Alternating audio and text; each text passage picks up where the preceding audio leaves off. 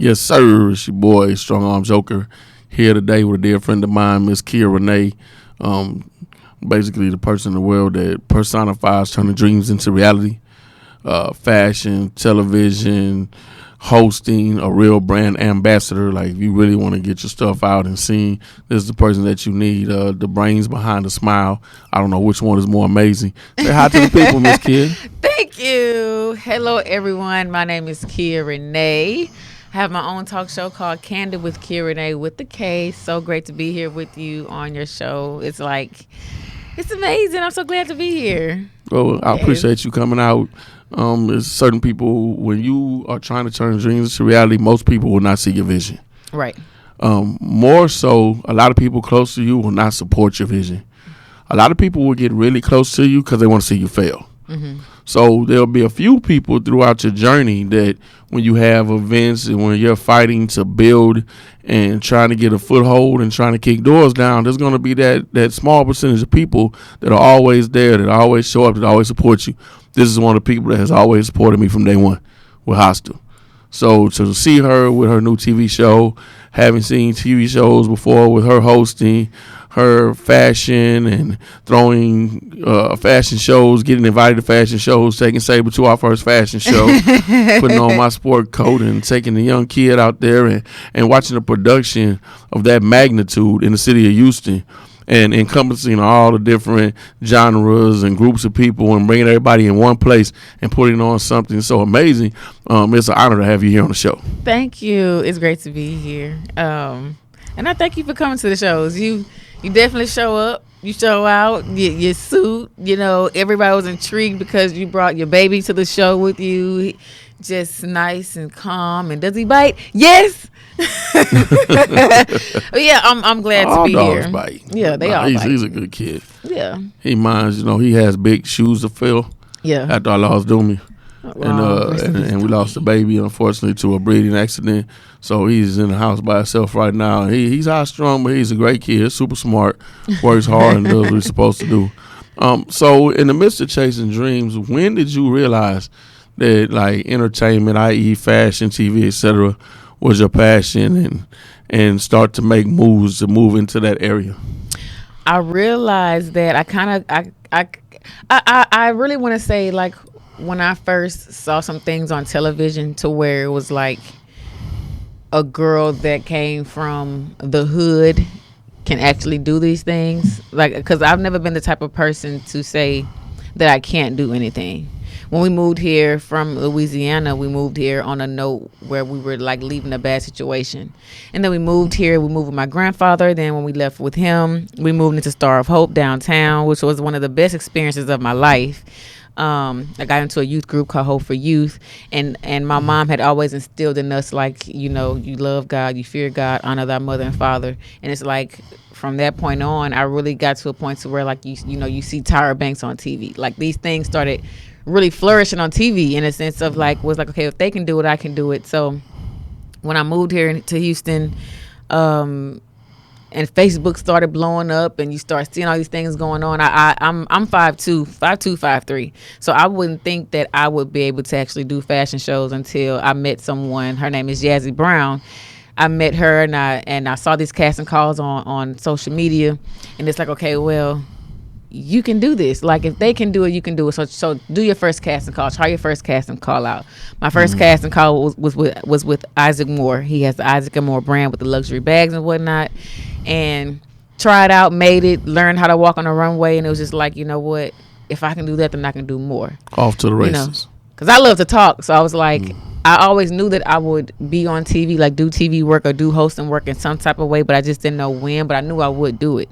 So I was discovered by someone at a fashion show who reached out to me and said, I would love for you to do this talk show. Did the talk show, left the talk show. Now I have my own talk show, which is great because I'm able to do things how I want to do it. So yeah, creativity and freedom is a beautiful thing. Yeah. A lot of times you will come into the situation pure and know what you want to do and have your agenda and your objectives set, and then the powers that be will alter your objectives. I had a big deal with Hostel. They tried to edit major parts of the book out.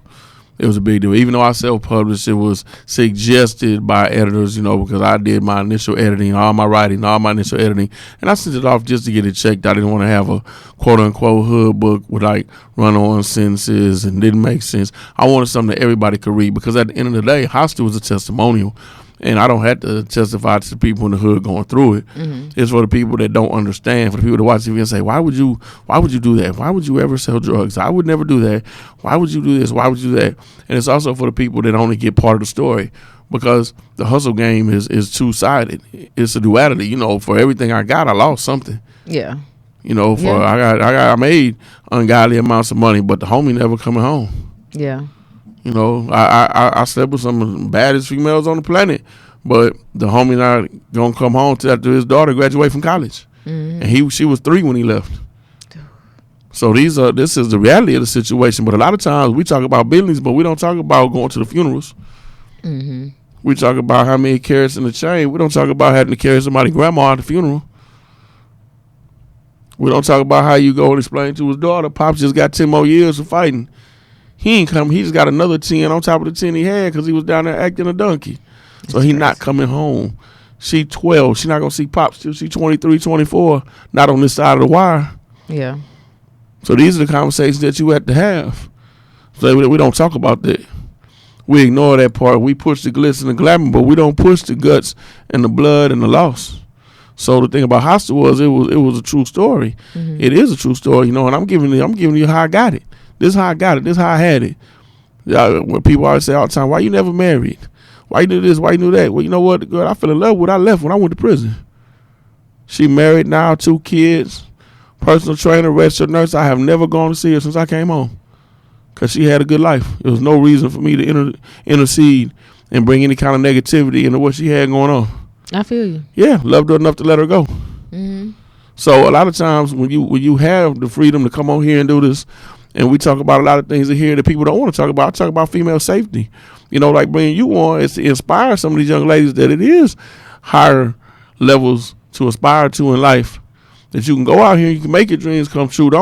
Too many people idolize too many people. Then they can actually do what they're doing. A lot of times these entertainers come to town and, oh my God, so-and-so, bro, I know a dude saying better than him over here. He just had a better marketing team. I understand the system and the program. I can watch your talk show right now. I see you better than plenty of people that's on television. Majorly syndicated. I'm like, they just had the opportunity. They had the money behind them, but we had to create our own opportunities in order to get to the top. Start from somewhere. That's the thing. Mm-hmm. I feel that a lot of people don't understand that, especially with the power of social media. Before we came onto the show, we were talking behind the scenes. We were talking about the 15-minute success, and it's just like, oh yeah, you have to understand that sometimes things can't happen overnight, which is great. But when you're starting from a certain point, you have to understand that things don't happen overnight, and you can't allow social media to judge or use social media to judge where you're going or where you're coming from, whether you're coming from money or you're not coming from money. Like I fund my own talk show. I put all the money into this talk show. I'm looking for sponsors. If you'd like to be a sponsor, just let you know. Email me at candidwithkiarenee@yahoo.com. But I fund the show myself, so it's like it's all about, as you were saying earlier, people may not understand your hustle, and when it comes to doing something that you want to do and love to do, you're going to sacrifice a lot. But I was just saying this on my social media on Instagram the other day, like, you're going to sacrifice a lot. But understand that, like, when you're walking in your purpose and you love what you do, it's always going to come out on top because you're sacrificing. But you love what you do. Like, a lot of people say, I don't know what my purpose is. Your purpose is to get up and live every day. And your purpose changes every day because you go through phases in your life. So it's not like, I'm going to always be doing this talk show. I'm going to always be modeling. I'm going to always be doing this and doing that. Like, I went from modeling to having this talk show. So like my modeling, the modeling is not in the past, but it's in the past in the sense of my purpose is not my talk show. Yeah. It took me, some years to come back to be on the scene because I had to work things out with myself, work out my mindset, work out what was for me, and realize, what, I can do this on my own because the person I was working with tried to stop what I was doing. Yeah. Well, that leads us there's always snakes. Oh, there's always a snake. There's always a snake. A lot of times people, they'll get really, really close to you because they want to see you fail. Yeah. A lot of people are scared to chase their dreams, scared to chase their passion, scared to admit to themselves what their passion is or what they love to do. Oh, they want to be you. Oh, yeah, they want to be you. Or they get so caught up in social media. A lot of times people get mad because I don't like things they like. I'm very obscure in the things that I do. I'm old. I'm 49 years old. A lot of stuff now I don't get. You know, if I got to listen to a song and he needs a Percocet to mourn, a Percocet to have sex, a Percocet to smile, a Percocet to wake up, a Percocet to go to sleep, that's probably nothing that's ever going to get airplay in my ride. Yeah, I'm not trying to. I'm not listening to that. I don't understand it. I don't understand it. I don't agree with it. I can't jive with it. Yeah. So, you know, because I don't like what you like doesn't mean I don't like you. It's just not a preference of mine. Yeah. The things I like to do are physical. I'm outside a lot. I ride motorcycles. I'm outside. I like to play with my dogs. I like, you know, I told on the last podcast, I told MC Kane, I say, the girl, you know what impressed me? Take me to the zoo. Take me to the zoo. I don't need to go to the club. I get plenty of club. Take me to the zoo. Take me somewhere different. Let's go on a cruise. Let's go on a cruise. I go to the beach at night. I'm contrary. I love going to the beach at night. I go to the beach at night and listen to the sounds of the water. Exactly. And like you can't see nothing, but like it's like dark and the sounds. Like you get to relax. Yeah, you can see it. Depending on if the moon is out, you can see the water. You can see the moon reflecting off the waves. It's calm. It's tranquil. It's beautiful. It's relaxing. I go to the beach at night. I don't go down there with 9 trillion people down there tripping over each other. 800 degrees. This is Texas. No, I came out with my melanin. I don't need to go down there and tan. I'm good. I am good on that. Mm-hmm. But I tell people, like, watch who's around you. Build with people that genuinely want to build, and you have to reevaluate your circle on a regular basis. Yes. Because there were people that will come in with genuine intentions. They really are looking to move the same direction as you, and over time they'll change. Mm-hmm. So you have to be aware of your circle. You have to watch who's around you, what their intentions are, what their agenda is. Mm-hmm. And if we can rock, we can rock. And if we can't, no big deal. But unfortunately, everybody cannot go to the top. OG told me when I was young, I said, man, you know these dudes, and I don't like these dudes. He said, why you don't like them? Man, he said, you can't have winners without losers. You're right. You can't have winners without losers. What would a winner be without losing? Nothing. There has to be a scale. Mm-hmm. There has to be a scale. When you find your passion and you start to push, and it shows in your work. When I see you hosting somewhere, you're not the host to just sit up there and get the bottle and sit there. You everywhere in the club. Mm-hmm. Here, there, everywhere, hosting. And the people that you bring out are genuinely out there for you. Mm-hmm. Enjoying themselves, looking good, feeling good, showing up, to be where you're at. Yeah. That's a power. That's a talent. Yeah. The talent to communicate and move people, to be able to sit down and speak with people and communicate on different levels. I talk to lawmakers, I talk to at-risk youth, I talk to knuckleheads, I talk to cats that's dead set in their ways. This is what I'm going to do. I'm going to crash. Dead set. I tell you all the time, you come home from the joint, you know what you're going to do.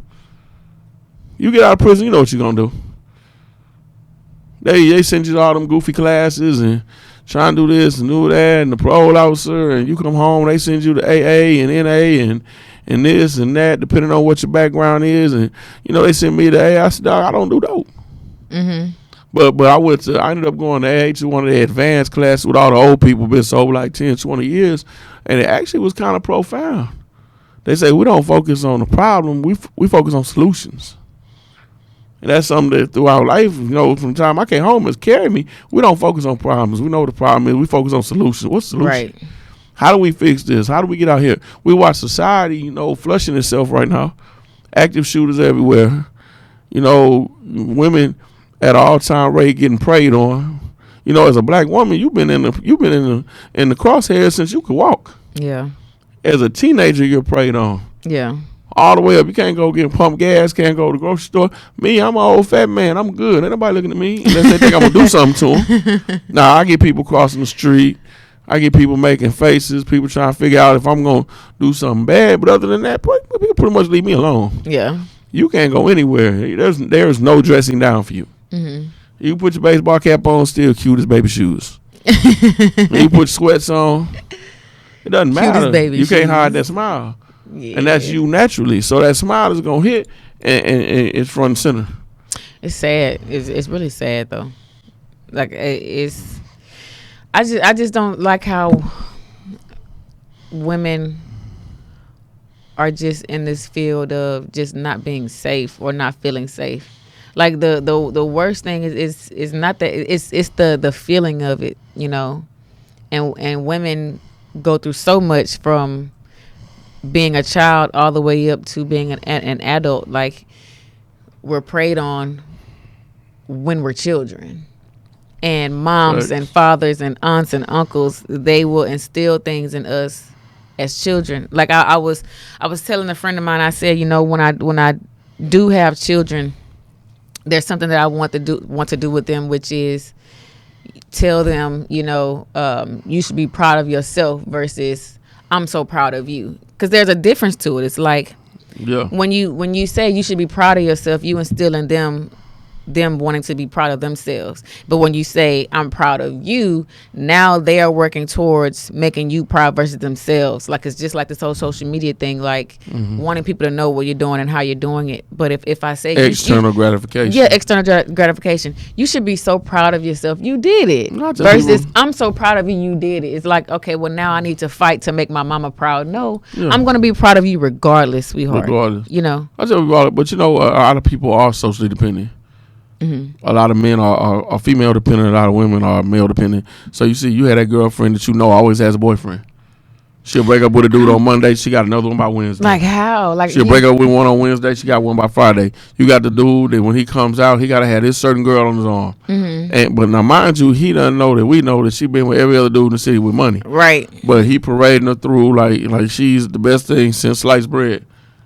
And he's walking through, and she's walking around with her head up, and she Gucci, Louis, Prada, whatever, Versace, and everybody feels like that's how he sees his self-worth. Me, I don't give a damn. I don't care if you like what I like. I don't give a damn if you like who I'm with. I don't give a fuck if you go playing traffic. I don't care. Keep that shit over there. I'm Joker. That's my name. That's how I move. That's how my whole family is. I do what I want to do, how I want to do it. You don't like it, your bad. That's cool. You have an opinion, cool. Write it down. Mail it to me. I hang it on the refrigerator and still won't give a damn. I just don't. But that independence is something that has always kept me in my lane. I was a fat kid in school. Nobody want to mess with a fat kid. I played football. I was a lineman. I wasn't in a glory position. I wasn't a linebacker. I wasn't a quarterback. I wasn't a halfback. I was a fat dude that blocked for them. So, you know, these dudes in the paper. So when the halfback and the quarterback in the paper, we didn't make the paper, but we did all the work. Yeah, right. You know, so I learned how to be self-sufficient, how to glorify myself, how to gratify myself, how to make sure that I knew where I was at in my own world. And a lot of people can't do that. They need a homeboy. Man, what you think about this? What you think about that? It's beautiful to me. It's a funny thing to watch groups of people and watch the group dynamic, because you have a boss in every group. So you'll see 12 people walk in, you ask them a question, they all look at one person. Right. You got that one girl in the clique. You got that one girl in the clique, and her word is law. Yeah. Everybody else want to go to everybody else want to go to Sakai, and she want to go to address, they going to address. Yeah. It's 11-1 to go to Sakai, but they going to address because she said she want to go to address today. She said she want to. Yeah, she said she want to go over here. That's where they going. She said this is want to eat. That's what they gonna eat. Same thing with dudes. You got that one dude that's the alpha. You got that dominant person, the decision maker, and that's the whole process. But a lot of people don't sit back and realize, or they don't want to admit where they sit in the food chain. Where do you sit in the food chain? Are you? I'm a boss. Are you a boss? Or are you a do boy? Now let's be honest. Because last time you and your boys was out, you was the one running to the bar to get the drinks. You was the one ordering the food, going to the bathroom to get sweets. The runner boy. You were the runner. Yeah. You were the runner. You got girls that's the hangout girls. You got the real pretty girlfriend, and then the home girls that get free drinks and hang out. Yeah. And make her look better. It's a symbiotic relationship. I'm not that person though.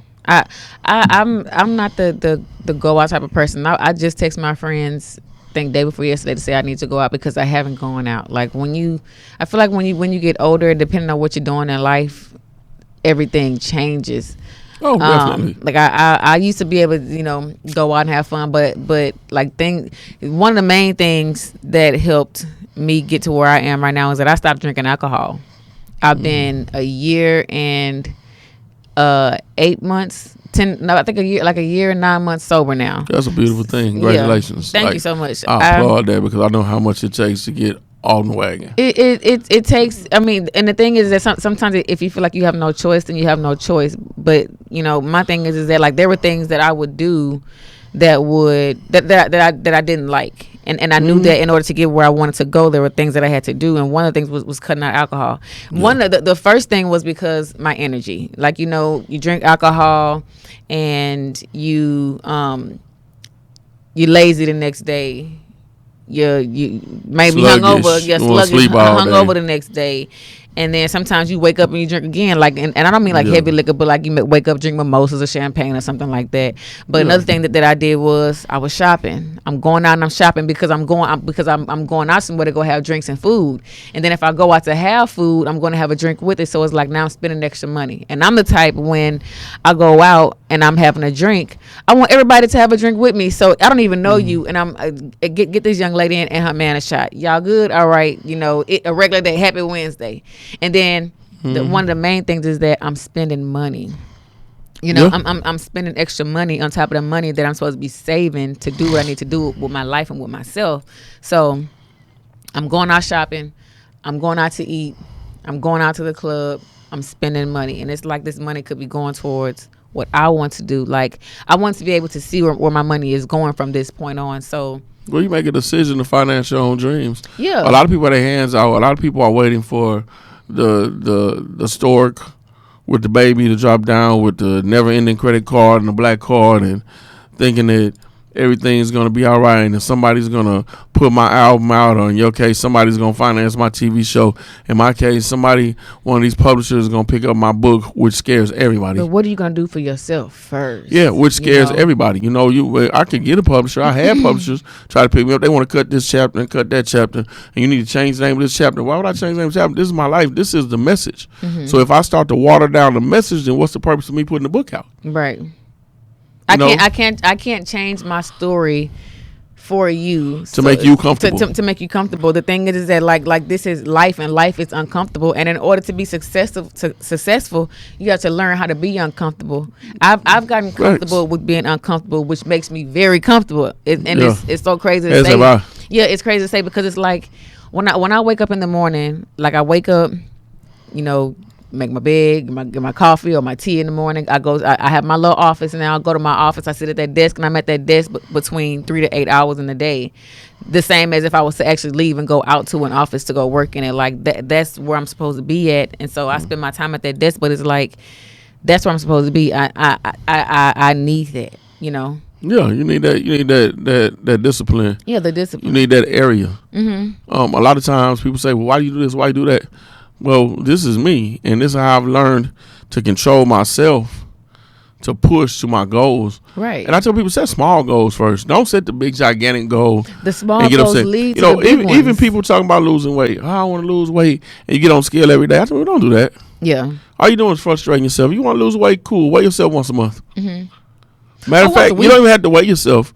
Put your clothes on. Yeah, right. Because initially, put your clothes on, because if you're doing what you're supposed to do, you do your workout, you eat right. That pair of pants that you barely got in last time, go put them on after a month. Right. And you're going to notice that they're looser. That's going to give you that positive feedback that you need to push harder for that next month. You getting on there trying to count on 0.2 pounds, might be water weight, might be clothes, is not going to get you over the hump. And initially, you're working like crazy, and you're looking for these gigantic results. The results come over time. Yeah. But you have programmed yourself to think that you watch all these little commercials and Instagram and all that, and they telling you, oh, drink this, and you're going to lose 2 pounds a night. Baby, get surgery. And then you quit. Yeah. Baby, get surgery. Look. Yeah. Go get it sucked and plucked and pumped and everything else if you want to lose it that fast. Yeah, that's what everybody I don't have anything doing. Against surgery, by the way, for you. Oh, I definitely don't. Like, do what you do. Whatever makes you happy. Hey, I went on a knife. I did 45 years with man titties. I wasn't doing it no more. I had worked out. They said lift light, lift it light, lift heavy, lift it heavy. Eat this, drink that, stretch this way, go here, go that. Man, I want to get this shit off me. I want to see what I'm working for. I've been working 45 years to get rid of this shit in the gym, working my ass off, and can't see any results. Couldn't see anything. Had skin and everything. I lost 140 pounds. I lost a person. Congratulations. I lost a person. I lost a whole person. Yeah, I lost a whole person, and I could not see the results. I couldn't see muscle, couldn't see cuts, and nothing. Everybody else trying to show their butt muscles in the gym and their abs, and I've seen you in the gym plenty of time working hard. That's another thing. Like, I know your work ethic is platinum. Thank you. I've seen you in the gym working out and getting stalked and ignoring like 9 dudes while you're over there trying to work out. And I said, man, let me go over here and bring the strong arm. Yeah, let me go hurt these boys feeling real quick. Bring the strong arm. So I come arm. over there and I hug you, and everybody looking sad and upset. Damn, why he come over there? And then they finally gone about their business. Bring and the do strong what arm. It's funny, you go to the gym and you get those. Have I seen you from somewhere? Don't I know you from somewhere, sir? No, you don't. You don't, sir. Did I see you on social media? Well, if you did, now you see me in person. Hello. Make sure you follow and go to YouTube and hit the like button. Yes, go subscribe. Kandid with Kia Renee on YouTube. There you go. Now I need to finish my workout. Bye before I cool off. Yeah. And I get the same thing. They want to be on, people want to be on a podcast screaming, holler, man, put me on a podcast. What are we going to talk about? Yeah. You don't know anything. Conducive. Entertaining. You entertain yourself, and I'm not entertained by you entertaining yourself. See, on Kandid with Kia Renee, like talking about food and talking about community, we're talking about mental issues like mental health. We talk about one of my best episodes, crazy, that it was actually my introduction back to the scene, and we talked about like my life and like growing up in general. We talked about I saw that episode. Where I come from. Thank you. And then we talked about love, marriage, and incarceration. And you are very candid about what you say. You didn't hold anything back.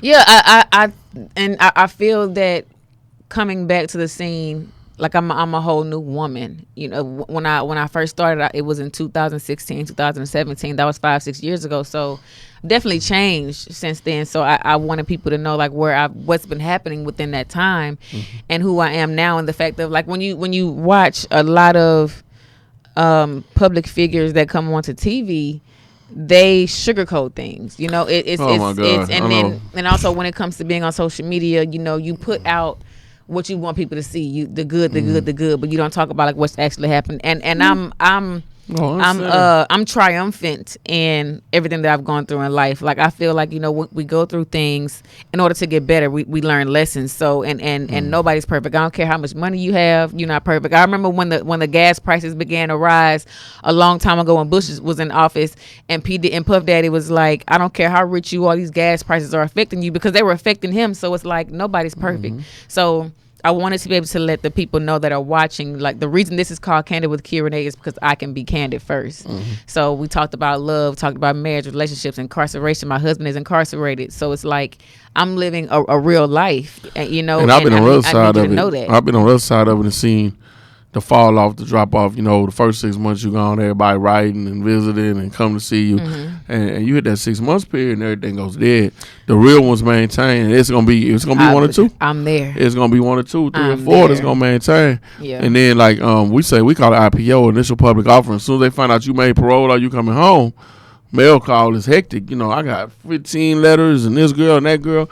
Oh, I miss you. I was doing bad. Well, you was in Vegas with so-and-so last week. You didn't think I knew? I said, I don't want nobody to even know, like, when you're coming home. I had someone ask me last night about his arrival, and it's like, that it's none of your business. It's none of your business. Like, you know what? The older I get, the more I have found that your personal life has got to be private. Very private. And especially when you're in a position where people are always shooting at you. Yeah. There's so many people that want to see it. There's more people generally that want to see you fail than want to see you succeed. They pay you more attention. Somebody that hates you and doesn't like you will pay you more attention than somebody that supports you. Right.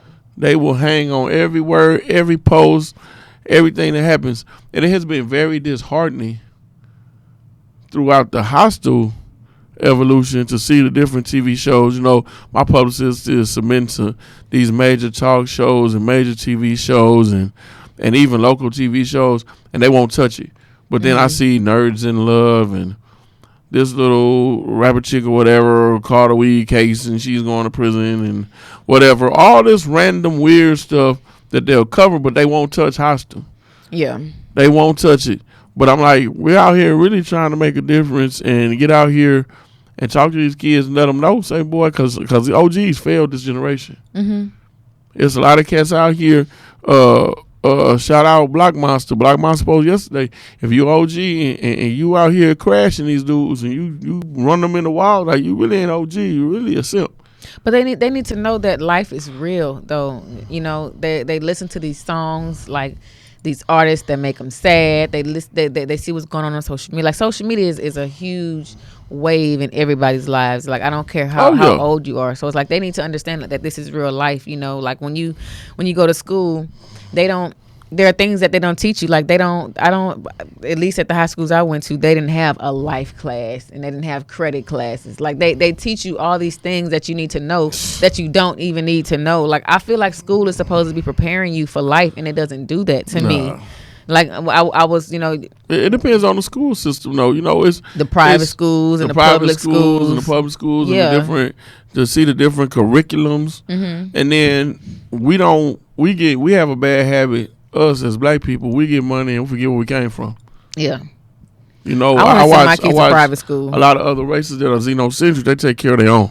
Yeah. Hey, they roll their money back into their own communities. You know, you ride through Chinatown and you look at all the street signs are in different languages. You know, and the money is booming. Everything over there is booming. Everything over there is clean, fresh, new. We don't roll our money back into our communities. And now that they're regentrifying and putting up these $300,000, $400,000 condos and pushing everybody out of the neighborhoods because they're running the property values through the roof, and then they can't afford to pay the taxes, so they buy them out and add some more. Yeah. So it's not a mistake. It's a setup, though. We have been taught systematically not to love each other. Yeah. We've been taught systematically to prey on each other. Yeah. And not support each other. We look at everybody as a competition. You know, notwithstanding the people in this room, we have been taught that everybody is competition. You know, it's hard for somebody to nod and say, man, I see you, man. Good job, man. I'm proud of you, my dude. And I don't have to know you to be happy that you succeeded. Yeah. Because I've been on both ends. I've been in the cage. I've been to the stage. I've been on the podcast interviews and the Zoom interviews, and I've been to court and being told, hey, you don't spend the rest of your life in here. At 19 years old, they told me I was getting 65 years. So, you know, on an ad case, I'm pulling 50-something. I'm going to be 70 when I come home. Life is over.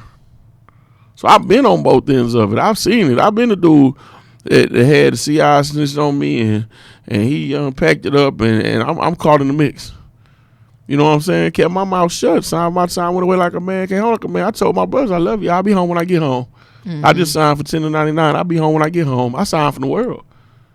I wasn't in lockdown. They didn't pull me out and put me back in the cage. I went for the world, took my jewelry off, gave it to my brothers, kissed them niggas on the forehead, say take care of each other while I'm gone, because I ain't going to be here. I'll be home when I get home. Yeah. Turned around, told the bailiff, let's go. Went down in the tunnels, boom. 31 days, boom, catch a chain, let's go. Shackled to a hot, funky motherfucker, and off we go to the races. I'll be home when I get home. So a lot of people don't understand that I learned I didn't slow down. That saved my life. Yeah. I was moving a mile a minute. I was off the meat rack for years of my life, 7-8 years. I was the time period that the first hostel book was written in. You can tell me nothing. I was out of control. My whole crew was out of control. It saved my life at 35 years old. I got locked down. I was going in a box. I was going to catch a bunch of fed time. I got blessed, caught a bullshit case here. Boom, had to sit my ass down and lock my brakes up. And that's what saved my life. And I realized in the cage that a lot of the shit that I really love to do, I already had. Got bikes, got dogs, family good, plenty of money. Like, I didn't need to do a lot of shit I was doing. For what? But you get a lot of people, you get caught up. It's like the rapids, man. You can get out there in the water. It's okay on the edges. It's cool. And you hit the middle and take off, and you can't get out of it. A lot of these dudes get caught up not understanding the system. Not understanding. Don't have lawyer money. We talked about this, before we came on. Don't have lawyer money. Lawyer money, life insurance money. Lawyer money, life insurance money. It appalls me that so many of our people have credit cards and don't understand how they work. They don't teach it in the schools. They don't teach it in the schools, and they don't research. You have all the information in the world right here at your fingertips. Everything. And you don't look at it. You don't research it. They just they gave me a car. I don't give you nothing. Life is not free. Yeah, my husband, he's in a place where I feel that he's in the best place of his life that he's ever been. He's the same person but a whole new man at the same time, And I'm just very proud of him because I feel like I know where things could have been, and the thing is that like incarceration is supposed to be rehabilitation, and he has been rehabilitated, and at the same time I have been. Few. He's been rehabilitated, and so have I. Like, we've learned so much being apart from one another while still being together. That pressure is gonna make you or break you. Yeah, that pressure can turn you into a diamond, and it has. It's gonna mold you or fold you. We have been in this amazing place that I'm just so thankful for. And that's one in a million. I've seen it. Like I said, I've seen it from both ends. Mm-hmm. I've seen it from both ends. It's. I guess I have a different ideal and outlook on things because I've been behind the wire and I've seen the difference between loyalty. Somebody like you that's loyal to your husband, that's clearly in love with your husband very much to the in next love. level. It's and then the people so coming from where I come from, having been alone, I'm not scared to be alone. Mm-hmm. It doesn't bother me. It's not the preference. I'm saying, like, it's not the preference. Clearly, everybody in the world, what is it that you have to have: food, shelter, safety, water, and they say, okay, you need to socialize at some point or some way. But do I have to be with somebody? No. I've proved time and again I can sit in the cage. I can be by myself. It doesn't bother me. It doesn't scare me. It's anything that well, you're going to die old and alone. I'd rather be old and alone and be righteous than be with a fraud. Mm-hmm. A fake than be with somebody. I'm not going to sit here and fake the funk with somebody and then be miserable and go through the motions just to have somebody around me. What's the purpose? If it's not somebody that I can genuinely build with, genuinely link with, I don't genuinely enjoy your company, I don't want to be around you. And I don't see the purpose of going through the motions and faking and acting and, faking like I'm interested. If I'm not interested in what you're interested in, I'll tell you. That's really, man, change the channel. That's why I'm glad I'm a people person. I've always been a people person. And that's like, that goes back to, asking about when did I know that I would be doing what I'm doing right now, and you also spoke about competition as well. So it's like I don't see competition. I'm my own competition. I know people hear that a lot, but I'm my own competition because I have to wake up and look at me every day. But I'm glad that I'm a people person because I enjoy speaking with people. I enjoy talking to people, and I enjoy allowing people to be able to have a platform. Kandid with Kia Renee is a platform. So I enjoy that they have a platform to be able to come on and talk and speak how they want to speak without the profanity, but they're able to speak how they want to speak about what they're doing. And it's not just about what you're doing, it's what's happening in your life as well. So people are able to come on and just talk different subjects and be comfortable. Like, because I am able to hold a conversation with pretty much anybody. Like the thing is, and another thing when it comes to it is like if I don't know something about you, which is the reason why you're on the show, or a conversation out in public with someone, and I don't know, like, whatever profession you're in, you could be in oil and gas, or you can be a nuclear scientist. I can hold a conversation with you because I want to know, like, what that is, what it entails, what is, like, you went to school for it. How long did you go to school for? What did you go through while you're going to school? Because, I mean, you're a nuclear physicist, okay?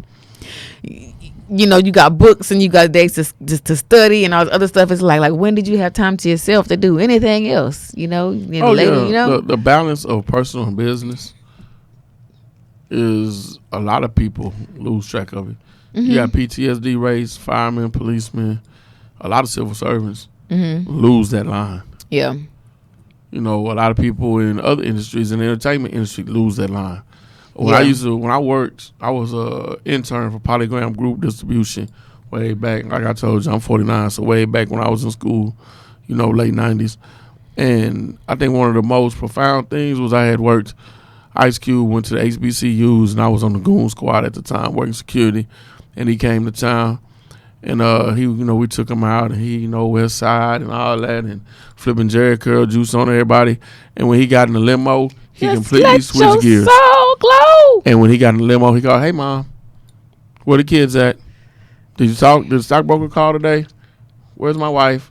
Like and when I say he switched gears as soon as the window went up in the limo, he was a whole different person. He was straight business. Hey fellas, y'all hungry? We're gonna stop and get some food. Y'all eat this, y'all eat that. You know, we got like a 2-hour ride to the next stop. We're gonna do this. We're leaving PV going to TSU. And he was like, yeah, you know, we're gonna stop and get some food and whatever y'all want, you know, we got it. And he was just, that's hey, you know, so to switch gears like that. Now the opposite, when Onyx came to town, them dudes straight out Rikers Isle. He said, hey, big boy, I'm gonna get live, baby. You gonna do some push-ups with me? Yeah, come on, take your vest off then. We doing push-ups. You know, he straight out Rikers Isle. Yeah, man, just got out Rikers. They gave me this pass so I could get back on the road. You know, straight grimy. But I respected him because he was him. So trying to find that balance for me to know the kind of money that's out there that I could make and then balancing to go this route is a challenge every day. It's a fight I fight every day. The square life is a challenge. You know, I tell people all the time, once you've lived, it's hard to go back to surviving.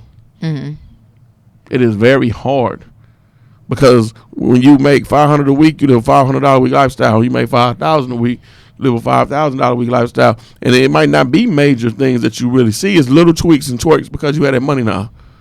You know, you might go out to eat once a week, and then you're going out to eat 3 times a week, and then all of a sudden you're only eating Wagyu and all this and all that. And there's people that they put on like that in the city that have been blessed with different talents and different arenas to be able to live like that. But my question is, what happens if they fall? Can they handle that fall? You gotta learn how to save money, because that's when people get desperate. Yeah, you have to learn how to save, and that's something that I'm great at. But at the same time, I've had to learn how to save in a different type of way because, again, it's me that's putting the time, the effort, the energy, the money into my talk show. You know, like it's me doing all these things. You know, I pay my cameraman, I pay my editors, I pay for studio time. I pay for paid ads on social media. You know, so it's like it gets to the point to where, like, am I going to buy a new pair of shoes or am I going to fund my business? You know, like that's how I am. And it's different. If the thing is that, especially like if you're like me having a talk show, I'm an entrepreneur. I've always been an entrepreneur. But if you're an entrepreneur and you know that there are things that you need to buy, things that you have to, and it's not even just buying things, it's your mental stability as well. You know, that you pay for those things as well with your time. You know, your time is not free. You got to stop hanging out like you used to with people. They can't keep coming over unannounced. You know, you can't just donate your time to anybody. And that's another thing, like how you were saying earlier about, you know, being in the right circle of people. When you hang around in a group of entrepreneurs, a group of people who have their own business, their time is not just free. Like you can't just pop up, like they're doing something, they're busy. So if you are wanting to be a person that's busy, a person that has your own business, a person that's constantly working, even though if you got that 9 to 5, you have to learn how to be selfish with your time. Everybody can't just come around you. Everybody can't just have a conversation with you. You know, you have to figure out where your time is going. Same like when you're going out to network, there are certain people that you need to know to talk to and not to talk to. Learn how to cut the conversation short. But when it comes to saving money and saving time, those are like the first 2 things that you're going to have to learn how to do when it comes to being an entrepreneur, being successful, wanting to own your own business. Whatever it is that you do, whatever type of talent that you have to learn how to focus on that and hone in on that. Otherwise, it's not going to be successful, or it's going to take you longer to do it because you're not putting the time, energy, money, effort into it. You know, that's what you have to learn how to do. You do, and it's crazy. Like even here, picking, like I said, I get 10 people a week. Man, I don't want to be on the podcast. What we gonna talk about? Yeah. Well, what are we gonna bring to the table that people and actually I've had need to those hear? as well. Like I've had the people reach out to me, and I appreciate you wanting to be a guest on Kandid with Kia Renee. But when it comes to being a guest on Kandid with Kia Renee, you need to have something going on, and that's for any talk show. It's just like when you want to go to any talk show, the Ellen DeGeneres show, the Steve Harvey show, and they have you come onto this show. They're having you come onto this show because you have something to offer. I'm not saying you don't have anything to offer, but you have to think about it all around. Of course, you want to come on to promote whatever business that you have, but what else are we able to talk about? But besides that, Is that entertaining? Do you have the market that you think you have? The Yeah. audience that you think you have? Do Is you it know entertaining to about my your market? audience? Do you know about your market as Oh well? my God, You know, that's the biggest thing. When people come to me, people come to me all the time. I want you to invest in this, and I want you to spend money on this and that. Well, who's your target market, huh? Yeah. Well, my homeboys Have like you it. done Your the homeboys, legwork? but your homeboys don't spend. Yeah. And the thing is that your clientele, your customers, your guests, your viewers, your audience, they're going to be people that you don't know. You know, Exactly. your family and friends, they are the best start to whatever business that you're wanting to get into. But when it comes down to it, they're going to be complete strangers that are buying into your business. You aren't creating a business, and you're not walking in life saying, I want to be successful for my family. Of course, that's like on the back end. You know, you want to create generational wealth and whatnot. But when it comes down to it, your customer is going to be strangers, and they have to learn to like you. They have to learn about you as a person. You know, so if you're coming onto a show or a podcast, Instagram live interview, whatever it is, you have to be sure that you're able to give something of value when it comes to anything that you're doing. And Kandid with Kia Renee is value, because it's a platform. It's a platform where you're able to speak about what you know. You know, you're able to speak about things that you don't know and learn about those things as well. You know, it's conversational. You know, it's transparent. You know, and it's just an all around great thing, I feel, because there are just so many different things to talk about. There are. With Kia Renee. I like to bring people on. This show is a way for me to give back in part. A lot of stuff that I see that should be spoken on is not spoken on. Yeah. You know, even myself doing Zoom interviews, podcast interviews, radio interviews, second book, Hostile 2 dropping in 2 months. And, you know, again, the machine kicking back in, my publicist kicking back in, and a lot of stuff that needs to be spoken on. Yeah. You know, a lot of stuff like with Operation Safe City that I have opening, you know, teaching women how to be safe and, you know, hand to hand as far as how to break chokes and bear hugs and keep themselves safe, situational awareness, to not come out of the club in your phone and jump in your car and get followed, raped, beat up, abducted. Expand into your home. What's your plan at your house? Mm-hmm. What is your house set up? Because like my brother Joe said, you know, in one of our first episodes, you should be able to move through your house in the dark. I know I can. You should be able to move through your house in the dark, and your house should be set up in a way, hopefully, so as there's something in there. If somebody does come in the dark, they gonna trip.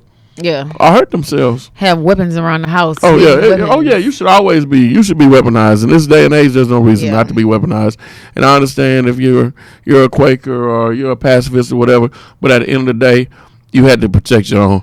The camera thing. I got cameras, so the camera's gonna tell the police how you got killed. They make great. That's not funny, but it's funny. Yeah, they don't stop you. They don't stop anything. The camera not gonna save you. Never in the point of history has a criminal ran in the house and went to hurt somebody and say, "Oh, they have cameras," and just stopped and walked out. Right. So that's just a witness. That's a HD witness on how you got drugged. I watched one video. The dude hit the dad, came in as a UPS man, Amazon, whatever, punched the dad in the mouth, drugged him in the living room. The wife came out to see what was happening, punched her in the mouth, drugged her over there, punched the dog. You know, and they went through the house and they showed the different camera angles of them going through the house, ransacking the house, and the family laying on the floor. I can't imagine that happening. That's just, you know, I can't imagine violence like that happening like in my life. It's just sad, but you watch it and it's becoming more and more common. Yeah. The thing is, do you sit around and wait and hope it doesn't happen to you? Because the common misnomer is it will never happen to me. Mm-hmm. Until it does, and then we're not prepared for it. Yeah, we're not trained for it. We're not prepared for it. We don't teach our kids. We assume our kids can fight. We black. Our kids can fight. They good. They good to go until they get snatched in the van. Yeah, you know, they can't fight a man. Can't fight a grown woman. Most of them, much less a grown man. Mm-hmm. We don't teach them the technical skills to get away. We don't teach women use your voice. One of the main things my brother say, use your voice. Get loud. Because these people don't want noise. Get loud. You out in public, get loud. First things first, get loud. Make all the noise you can make, because the more people look at you. Now, sadly, the way today's society is laced, it's going to be camera phones. I posted a meme the other day, and I had seen it before. It said the world will not be ransacked by people that do evil, but by the people that watch people do evil and stand by and allow it. Mm-hmm. because we allow people to continue to do evil things. We allow people to be rapists, to be racist. We allow people to disrespect and hurt and criminalize and demoralize our women and demoralize our relationships to the point where nobody really knows what's going on. We don't sit back. We don't cherish the relationships anymore. We don't cherish. I have female friends in the city. Some of the most beautiful women in the city are really close to me, and you'll never know. You see us in public. You'll never know. Hey, how you doing? Walk by. But I got females that'll call me, that are really close, and people would be stunned to see who I roll over next to sometimes. And it's not sexual. They've had a bad day. Hey, where you at? I'm coming over. Walk right in there and jump in my bed and curl up. What's up? None. I just need to be here. I just need to be here right now. Curl up. I wake up, nails in my neck and nails across my chest. What's up? What's wrong? You gonna tell me what's wrong? I'm good. I gotta go to work. I'm good now. I just need to be here for the night. And I don't ask questions because somebody got to do that for them. Somebody has to be that rock at some point. Because you get out here and you don't have any support, and then you start making bad decisions, and you tie into the wrong person, and you get twisted up, abused, ran in the ground, because everybody not as strong as what they put on publicly. Everybody has that time. Everybody has that break point. Everybody has that time where they got to do something. It might vent. I get on the bike. I ride. I go. Where you going? I have no clue. Mm-hmm. I'll go out, start the bike, put a tank full of gas, and take off and hit 59. I don't know which way I'm going. That's how life is sometimes. Like sometimes you have a plan. Sometimes you don't. But the thing is, something like you just have to get started. Oh yeah. And I feel that people don't understand that. Like, I remember that there was something that I saw on social media years ago about the things you worry about today are going to be the things that you're going to worry about tomorrow that you was worried about the day before. And it's just like, it makes so much sense, because it's like the first thing you just need to get started on whatever it is, in life, like where you want to go, just start planning things out. And that's just how life is. Pull the trigger. You just have to get up and go. Pull the trigger. The longer you wait, the harder it's going to be. And time is so precious. Like, I remember Rick Ross saying, Rick Ross said, I don't care how much time it takes as long as I don't waste time. And that makes so much sense, because time is so precious with everything that you do, like everybody needs a day off, but it's like, what are you doing with your time? Yeah. What do you need a day off from? I know people say they need a day off. I need a day off from fucking off. Yeah. Well, damn, you didn't do shit all week. Why am I able to move like I move? Because I sock money away. Why am I able to move like I move? Because I control my money. Why am I able to move like I move? Because I control my time. But I see people that don't have control of their money, don't have control of their situation, don't have control of their time, and they're the first ones that want to lay up, want to sleep 10 hours, 12 hours. They tired of being tired. It doesn't make it make sense. Yeah, make it make sense. You're tired of being tired. What is your purpose? I never in my life would I imagine I would have lived this long. Mm-hmm. And that's how it is for I mean, I was raised in the hood, so yeah. When it comes to our black men, it's said that they either don't make it past 16 or they don't make it past 20 or 21, and it's just sad. And in our neighborhoods, my husband, he felt the same way. He didn't think that he was going to make it past 16, so that's why he had a child at 15. I took a major knock at 19. They tried to give me 65. Mm-hmm. I turned 21 in lockdown. Mm-hmm. Came out, called myself acting right. Whatever happened. Went back at 30. Got hit again at 35. Well, 33. Went locked down at 35. Was gone 4 years. Came home. And been home ever since. And I would never. My mom and my granny cried when I turned 21. They didn't think I was going to make it. Yeah. They literally didn't think I was going to make it. I was a bad actor. But it is what it is. But the struggles, the trials and tribulations, the loss, the love, the loyalty made me the man that I am today, and I wouldn't trade it for the world. Yeah, I feel where you're coming from on that, because everybody's story is different, and I've been through things in my life. I'm a woman, I'm a black woman, and on top of that, I'm a light skinned black woman, and I had. We never go into the colorism, but we like, no matter what skin color you are, you have a hard, male or female. But I thank God that I have not been through some of the things that I know people around me have gone through, you know. Oh, yeah. And it's because I choose to live life a certain way. I've been in trouble before, you know. Everybody has been in some type of trouble, but I've been in trouble before, and I've been troubled before. But I thank God that, you know, I don't have multiple babies' fathers. I'm not a Section 8 statistic. We were multiple baby mothers, right? In my case, trust me. I was raised on Section 8. We lived on Section 8 like a lot of my life growing up. So like I'm not a statistic. I graduated high school. I got my GED. I didn't graduate high school. I got my GED. I'm gonna keep it real with y'all. You know, I left school. I left high school because I was working at Burger King. Right. I got my first job at Astor Road when I was 15. But I was working at Burger King when I was 17, like 16 and a half, 17, all the way until I was like a little past 18. And, you know, I was making money. Like I'm paying bills and I'm thinking I'm grown. So it's like I'd rather go to work and make money. But I wasn't a bad teenager. That's the thing. Like I would, you know, go to school. And when I get off school, I'm at work from 4 p.m. to 12 a.m. Wake up, do it all over again. And on the weekends, I'm there from 6 a.m. to 3 or 4 p.m. And if somebody don't do their shift, I'm going to cover it because I want money. Like I was paying bills, I buying shoes for my brothers. You always driven. Yeah, I've always been driven. Like when I got my first job when I was 13, babysitting, I was making $75 a week.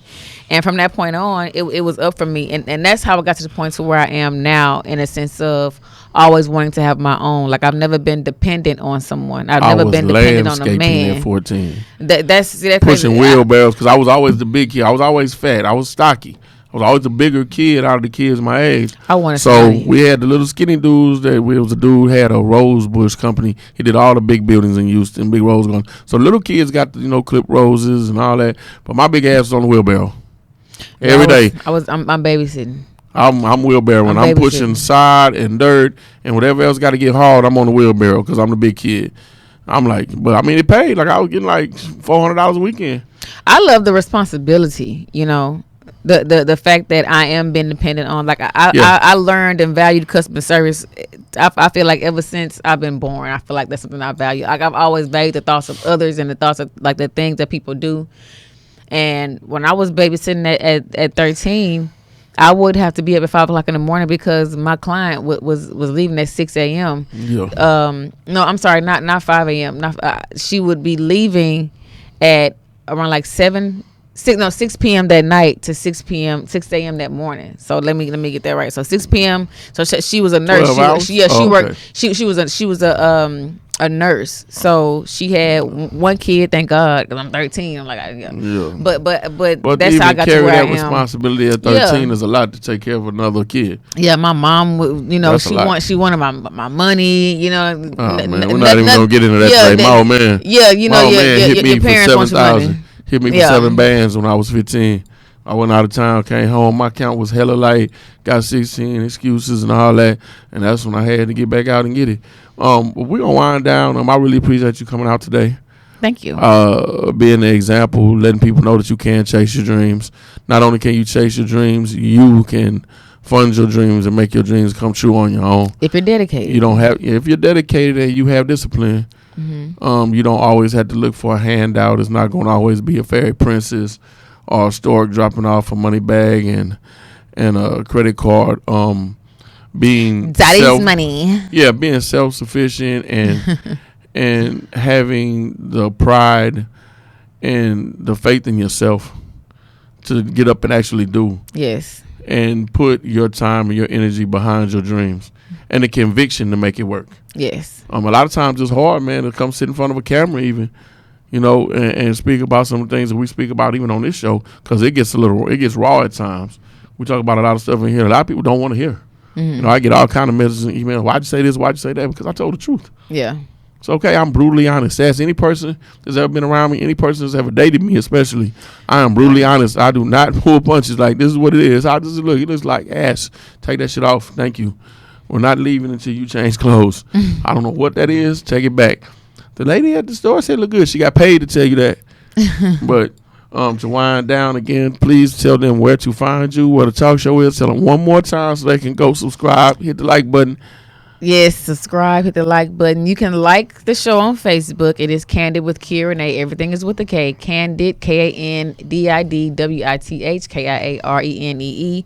You can follow my personal page on Instagram. It's Kia Renee. You can follow on Instagram my talk show, Kandid with Kia Renee.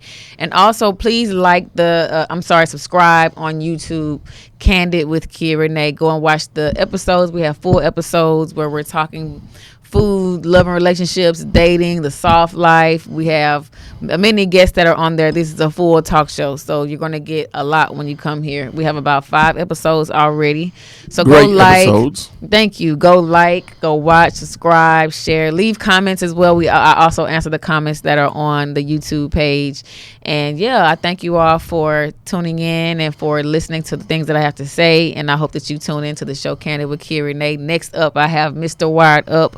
Oh boy, that's dropping tomorrow on the show. So it's fun. We had a great time. So tune in, and thank you for watching, sharing, and liking. And once again, thank you for tuning in to Strong Arm Asylum Podcast. God bless you. Stay safe. Catch you on the next round. See you later, guys. See ya.